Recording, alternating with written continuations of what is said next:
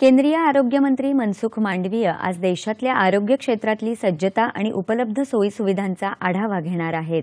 आभासी पद्धतीने घेतल्या जाणाऱ्या या बैठकीला सर्व राज्य आणि केंद्रशासित प्रदेशांचे आरोग्य मंत्री, प्रधान सचिव तसंच संबंधित मंत्रालय आणि विभागांमधले अधिकारी उपस्थित राहणार आहेत।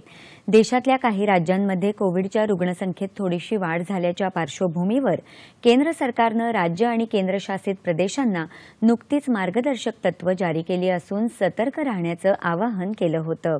केरळमध्ये नुकताच कोविड-19चा उपप्रकार JN1 चा रुग्ण आढळून आला होता।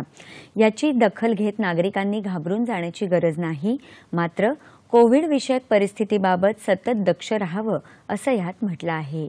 केंद्र सरकारने राज्यांना जिल्हानिहाय पाहणी करून सारी आणि ILIच्या प्रकरणांवर लक्ष ठेवण्याची सूचना केली आहे।